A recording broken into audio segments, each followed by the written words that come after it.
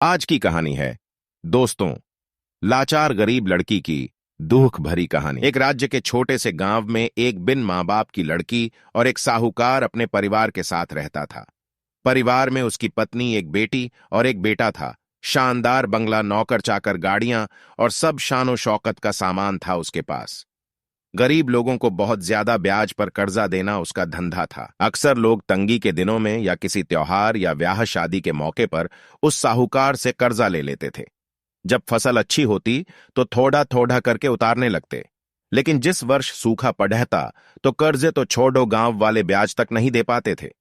इसी का फायदा उठा वो साहूकार उनकी जमीनों पर कब्जा कर लेता, कब्जा कर उन्हें बेच देता और खूब पैसे कमाता। इस धंधे में उसका बेटा भी उसकी मदद करता। दोनों बाप बेटा हर समय किसी ना किसी गरीब की जमीन हड़पने की योजना ही बनाते रहते। एक दिन शहर से एक व्यापारी आया और साहूकार से गांव में जमीन खरीदने की इच्छा बताई। साहूकार की खुशी का ठिकाना ना रहा। घर बैठे बिठाए जमीनों का ग्राहक मिल गया। साहूकार ने उस व्यापारी को बहुत सी जमीनें दिखाई जो उसने कर्जे के बदले गांव वालों से हथिया ली थी, लेकिन उस व्यापारी को कोई भी जमीन पसंद ना आई।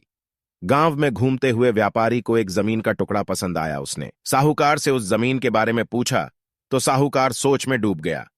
असल में वह जमीन तो उसी बिन मां बाप की लड़की की थी जो वहां पर रहती थी। उस लड़की के मां बाप ने साहूकार से 1 लाख रुपये कर्ज लिया था, मगर उसे चुकाने से पहले ही उनकी मृत्यु हो गई। बेसहारा लड़की की हालत देख गांव की पंचायत ने साहूकार से उस जमीन पर कब्जा न करने को कहा। भला पंचायत की बात कैसे टाल सकता था साहूकार, मगर दिल में हमेशा ही उस जमीन पर कब्जा करने की बात सोचता रहता था।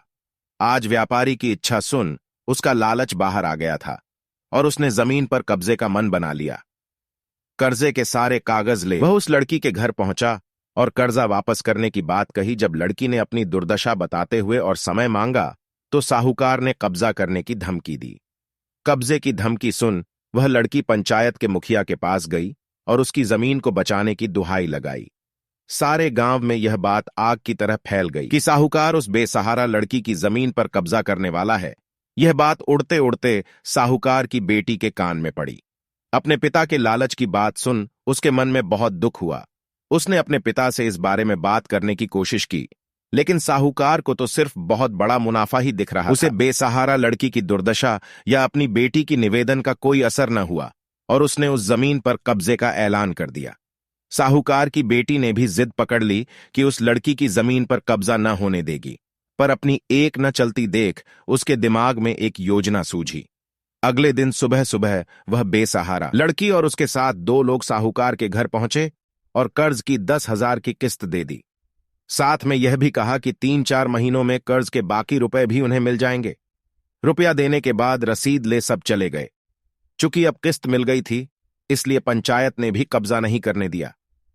साहूकार बहुत परेशान था कि आखिर उस लड़की के पास इतना सारा रुपया कहां से आया। कल तक तो वह दाने दाने को तरसती थी और आज 10,000 रुपया दे गई। कुछ भी ना समझ आने पर उसने गांव वालों से भी पूछताछ की, लेकिन कोई भी रुपयों के बारे में नहीं जानता था।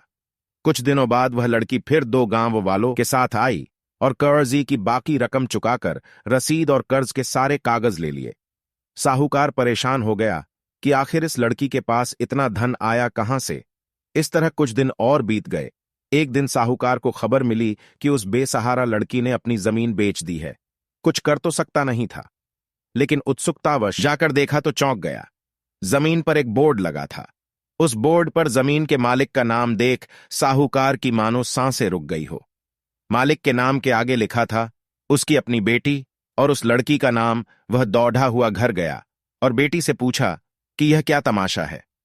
तब उसकी बेटी ने उसे बताया कि उस गरीब लड़की की मदद के लिए उसने अपने सारे गहने बेच डाले ताकि उसकी जमीन आपके कब्जे से बच सके, लेकिन जमीन आपसे छुड़ाते ही उस बेसहारा लड़की ने उदारता दिखाते हुए आधी जमीन मेरे नाम कर दी। बेटी ने उसे समझाया कि आप तो उस लड़की का आखिरी सहारा भी छीन रहे थे, मगर उस लड़की का बड़प्पन तो देखो। उसने जमीन छुड़ाते ही मेरे गहनों के बदले अपनी आधी जमीन मुझे दे दी। यह सब सुन साहूकार को शर्मिंदगी महसूस हुई और उसने भविष्य में कभी किसी की जमीन न हड़पने का वचन दिया।